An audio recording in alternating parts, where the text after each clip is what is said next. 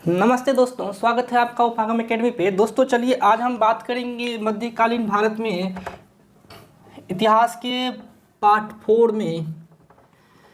हम जहां आज बात करेंगे मीडिएवल हिस्ट्री यानी मध्यकालीन भारत की। तो दोस्तों हमने मध्यकालीन भारत में आपको गुलाम वंश, खिलजी वंश, तुगलक वंश, लोधी वंश तक चले गए।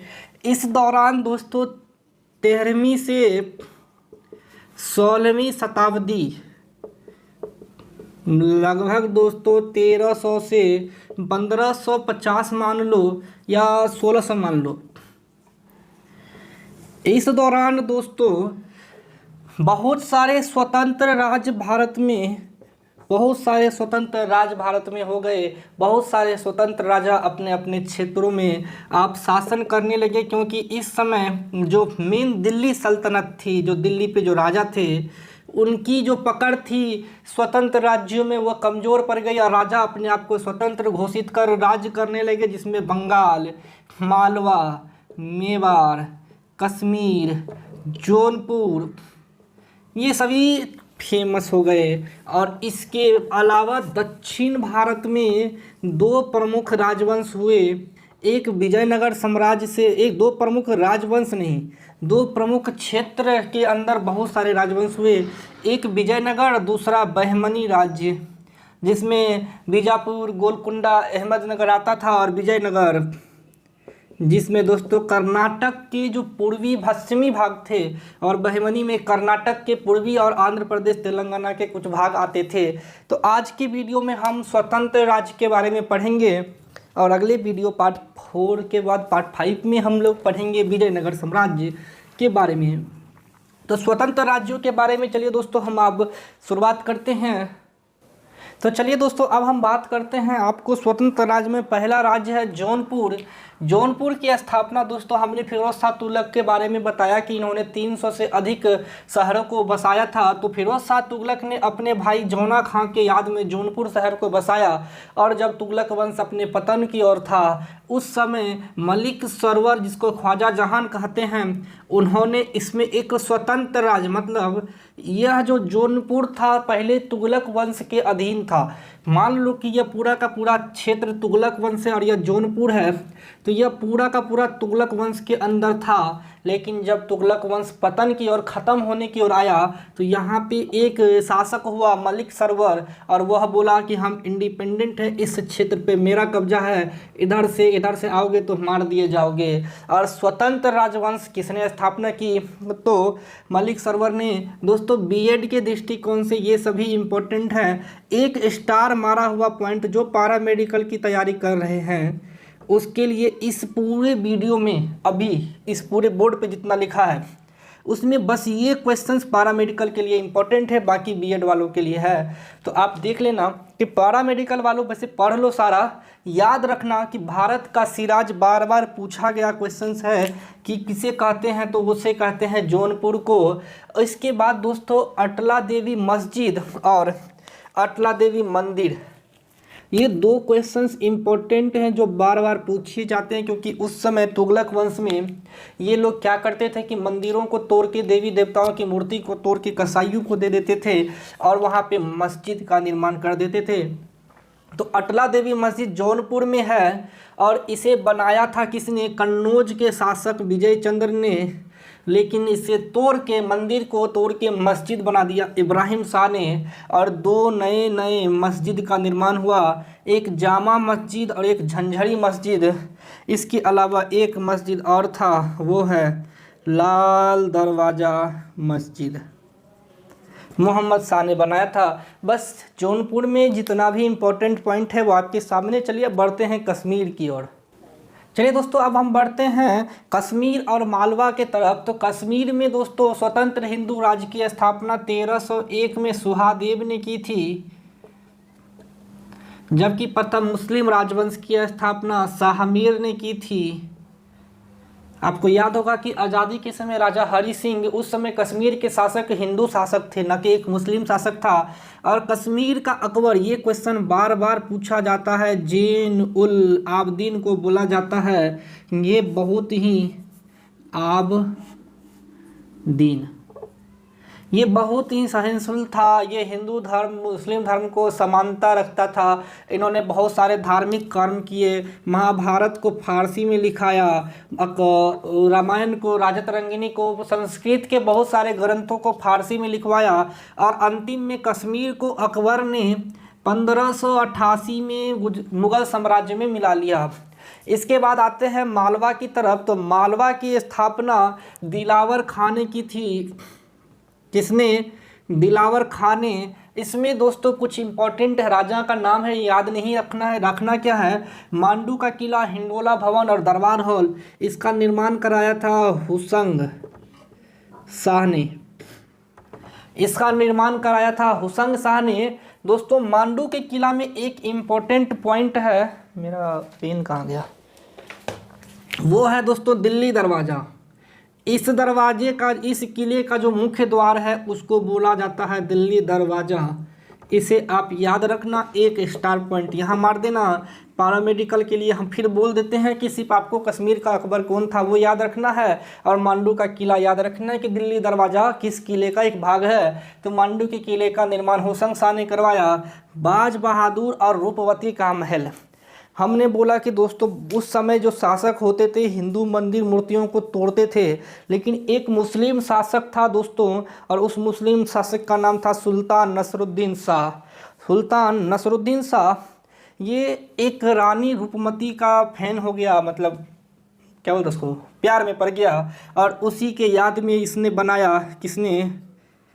सुल्तान जो कि मालवा का शासक था, नसरुद्दीन शाह। इन्होंने रूपवती का महल और बाज बहादुर का महल बनाया।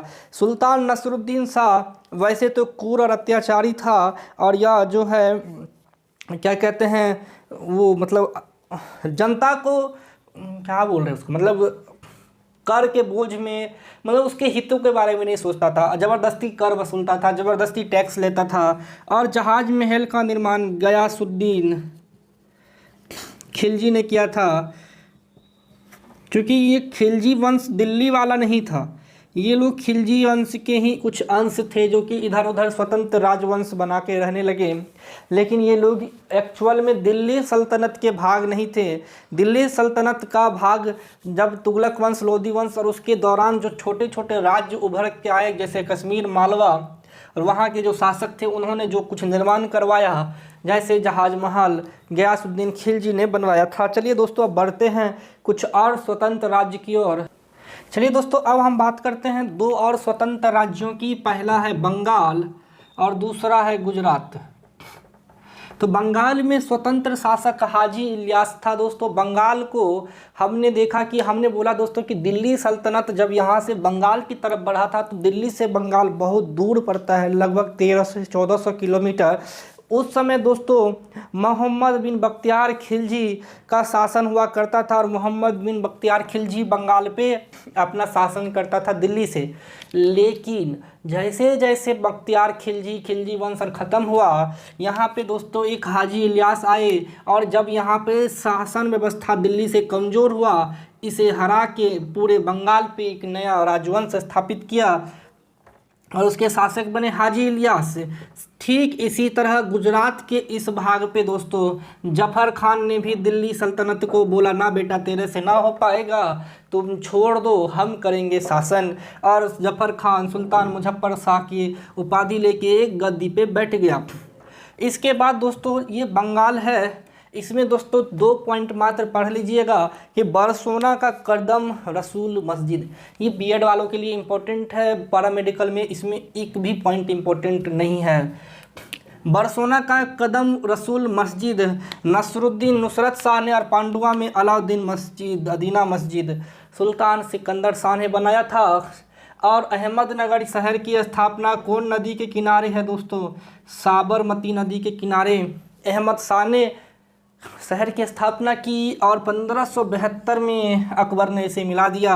अकबर के समय महमूद बेगरा ने बहुत लड़ाई की गुजरात को अपना स्वतंत्र राज्य बनाने के लिए, लेकिन अकबर ने गुजरात विजय कर लिया। और गुजरात विजय के बाद में दोस्तों आपको हम एक बुलंद दरवाज़ा है जो फतेहपुर सीकरी में है, हम आपको उसके बारे में डिटेल से बताएंगे। जब अकबर मुग़ल साम्राज्य पे आएंगे तब आपको गुजरात विजय हम एक बार फिर से पढ़ाएंगे।